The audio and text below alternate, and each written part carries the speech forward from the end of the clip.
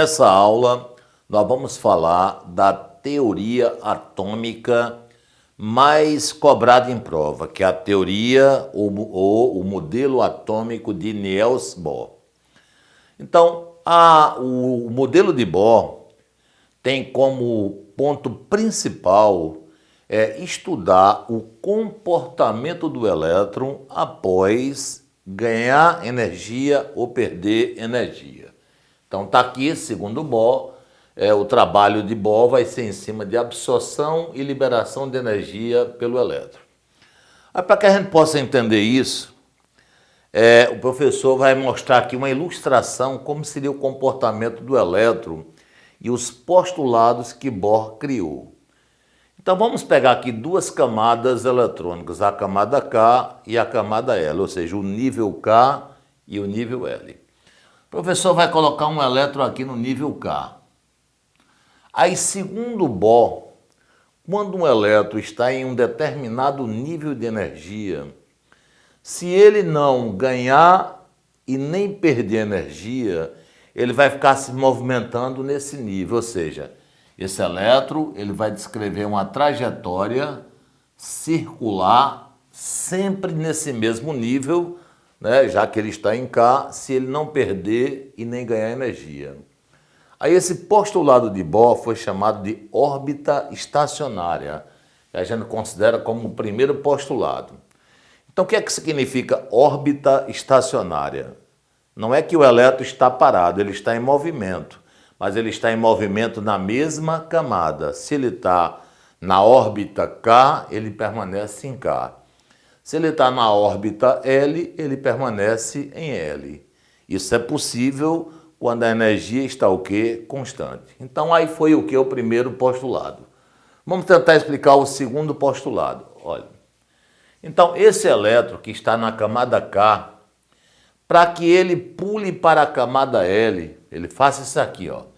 Ele saia da camada K para a camada L. É o que a gente chama de salto quântico. Então, para ele dar esse salto quântico, ele tem que ganhar energia. Ele tem que absorver energia. Então, esse deslocamento aqui, ó, só ocorre, vamos botar assim, ó, só ocorre com absorção, vamos botar assim, absorção, vamos simplificar, né? Só ocorre com absorção de energia. Então, a regra é a seguinte, um elétron só desloca de uma camada mais interna, ou seja, de um nível mais interno para um nível mais externo, se ele absorver energia. Agora, é qualquer energia que ele venha absorver que vai permitir que ele saia da camada K para a camada L, aí a gente sabe que isso não é verdadeiro. Para um elétron deslocar de uma camada de origem para uma camada de promoção, para ele sair de uma camada para outra, ele tem que ganhar uma quantidade de energia equivalente à diferença exata de energia dessas órbitas ou desses níveis. Então, cada nível dentro de um átomo, ele tem uma energia. Aí, Bohr fez um trabalho com o hidrogênio, ou seja, com as espécies monoeletrônicas, que tem apenas um elétron, e Bohr criou essa equação para que, através dessa equação, você possa encontrar a energia total de um elétron em uma camada. Então, olhe bem, aqui nessa camada, esse elétron ele tem uma energia que é específica dessa camada. Essa energia total do elétron dentro de uma camada, ela vem da soma da energia potencial do elétron mais a energia cinética. Então aqui você vai ter uma energia para esse elétron. Vamos imaginar, vamos criar aqui um valor só ilustrativo. Imagine que a energia dessa camada, calculada por essa fórmula, imagine que essa energia aqui deu 2 volts, só para que a gente possa entender. E vamos imaginar que calculando a energia da camada L, né, da segunda camada, vamos imaginar que aplicando essa fórmula, você encontrou aqui uma energia equivalente a 6 é electron-volts. Então, 2 electron-volts, na realidade, não é volts, né? Electron-volts, 2 electron-volts e 6 electron-volts. Então, para que o elétron que está na camada K, ele possa sair de um nível de energia de 2 electron-volts para um nível de energia 6 electron-volts, ele tem que ganhar a diferença aí dá 4, né? A gente olha, a energia de promoção é a energia que ele precisa para deslocar, é a energia da camada que ele vai, nesse caso aqui, nessa ilustração, seria a energia da camada L menos a energia da camada K.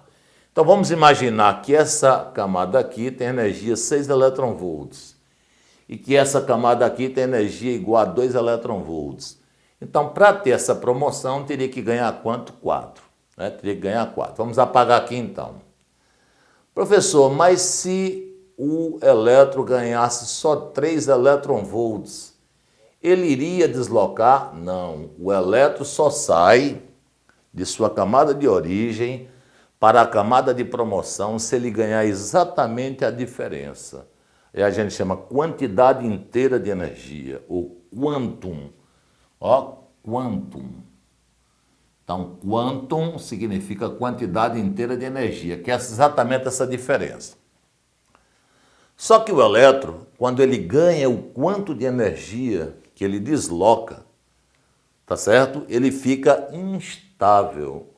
Aí, na sequência, ele volta para a sua camada que ele saiu, tá vendo? Ele vai retornar.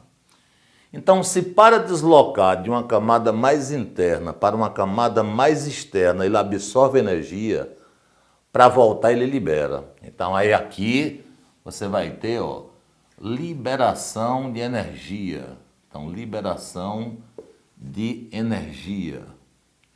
Então, a quantidade de energia que ele ganha para ir, ele libera para voltar. Aí essa energia que ela é liberada, ela vai se propagar, ó, essa energia que é liberada, ela vai se propagar numa forma de onda eletromagnética, que vai formar o que a gente chama de fóton, né? Vai produzir fóton.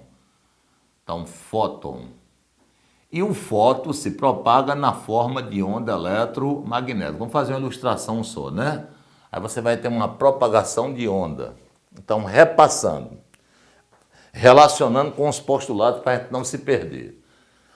O que é que o primeiro postulado diz? Quando um elétron não ganha e nem perde energia, ele se movimenta sempre na mesma órbita ou sempre no mesmo nível de energia. Se ele ganhar energia, ele pula para uma camada mais externa. Tá certo? Logo na sequência, quando ele vai, porque ganhou energia, ele volta e libera essa energia na forma de luz. Aí já é o segundo postulado. Para ele ser promovido, né, mudança de órbita, para ele ser promovido de uma camada mais interna para mais externa, absorve energia e na volta faz o quê? Libera. Essa energia liberada vai formar o fóton. Aí esse fóton ele tem um comprimento. Vamos ilustrar que esse comprimento seja a distância entre a crista de uma onda e a outra. Você vai ter aqui o comprimento do fóton. Tem como calcular o comprimento do fóton? Tem. Para você calcular o comprimento do fóton, primeiro você tem que encontrar a energia que o elétron, né, perdeu para retornar. Aí você precisa encontrar primeiro a energia da camada que ele está, a energia da camada que ele vai e fazer a diferença, é o que ele perde para voltar. Pega essa energia, coloca nessa formulazinha, aí você vai encontrar a frequência que essa onda provocou. Aí você me pergunta, professor, e aquele H é o quê? Olha, o H é a chamada constante de Planck. Você sabe que todas as aulas que são dadas tem um material de apoio que você tem que, na realidade, imprimir e assistir a aula acompanhando com o material de apoio. Você vai ver que no material de apoio está especificando que aqui é energia em electron-volts, está especificando que aqui é número atômico, está especificando que aqui é o número da camada que o elétron está, não é? que aqui é a chamada constante de Planck, que é dado o valor. Aqui você tem a frequência da onda, ok? Aí veja bem, achou a energia do fóton, achou a frequência da onda, colocou nessa formulazinha que lá também está avisando que aqui é a velocidade da luz. Então a velocidade da luz dividido pela frequência da onda vai dar o comprimento da onda. Com o comprimento da onda, você pode encontrar no espectro das ondas que tipo de onda foi produzido pelo retorno do elétron. Existem ondas que, de acordo com o comprimento, é permitido que o olho humano consiga visualizar. Então, nossa visão consegue visualizar ondas com que comprimento? Entre 4 vezes 10 a menos 7 metros a 7 vezes 10 a menos 7 metros. Porque aí no espectro a gente chama luz visível, que são as cores, as 7 cores que a gente visualiza no arco-íris. Onde você tem o anil, onde você tem azul, onde você tem verde, você tem violeta, você tem laranja, você tem vermelho. Logicamente que eu não mencionei na ordem de comprimento, mas são chamadas as cores visíveis. Abaixo de 4 vezes 10 a menos 7 metros, você tem ultravioleta e outras ondas aqui, como raios cósmicos, raios gamas. Ali depois do infravermelho, você tem outras ondas como ondas hertzianas, ondas de TV, ondas de rádio, mas para a gente vai interessar, quando se trata de química, a você focar aqui na luz visível, você encontrar o comprimento de onda que se encaixe nesse espectro que está aí. Vamos dizer assim, entre ultravioleta e infravermelho. Ok? Então vamos voltar aqui, se uma outra coisa que é importante ser mencionada. Quando você viu lá na teoria de Rutherford, então Rutherford não explicou com clareza por que o elétron não é atraído pelo núcleo, não colide com o núcleo, já que o núcleo é positivo e o elétron é negativo. Lembra disso? Por que não ocorre essa colisão? Olha, aqui pelos postulados de Bohr, a gente sabe que o elétron não colidem com o núcleo, porque quando o elétron se aproxima do núcleo, a sua energia cinética aumenta. Então ele se movimenta mais rápido, aí ele vence a força de atração.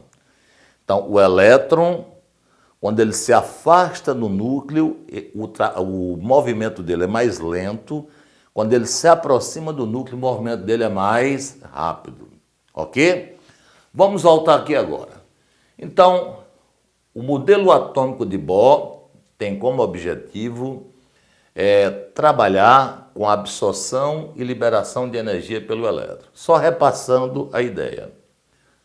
Esse primeiro postulado diz que quando um elétron não ganha e nem perde energia, ele não muda de órbita, ele gira na mesma órbita, se chama órbita estacionária. Esse segundo postulado indica que quando o elétron ganha energia, ele desloca para uma camada mais externa. Quando ele perde, ele retorna para uma camada mais interna. O terceiro postulado, ele diz que o elétron não pode ter qualquer valor de energia. Vamos tentar entender. Se você olhar para essa fórmula ela calcula a energia do elétron. Esse N aqui é o número da camada eletrônica. Nós sabemos que o valor de N varia de 1 a 7, ou seja, existem quantos níveis permitidos? 7. Então, se esse valor de N é definido, não pode ser qualquer valor, ou é 1, ou é 2, ou é 3, ou é 4, ou é 5, ou é 6, ou é 7. Então, para o mesmo elemento, os níveis permitidos de energia são, vamos dizer assim, a variação está associada à camada. Então, você não pode ter qualquer valor de energia para o elétron, porque o valor de energia depende do número de camadas e esse número é fixo. Então, o terceiro postulado diz que o elétron não pode ter qualquer valor de energia. que a energia do elétron é definida pelo nível que ele está. Bem, qual é o momento que você, numa leitura de questões sobre teorias atômicas, você vai perceber que se trata do modelo de Bohr? É quando falar níveis de energia. A identificação é essa, olha. Níveis de energia, mecânica quântica, não tem o que pensar. É Niels Bohr. E aí, nos dias atuais, existem várias coisas que são consequências dos postulados de Bohr. Aí nós temos aqui como consequência dos postulados de Bohr: bioluminescência, quimiluminescência, fosforescência, espectro descontínuo, fogos de artifício e fluorescência. São exemplos de aplicação dos postulados de Niels Bohr. Então, um abraço, até a próxima aula.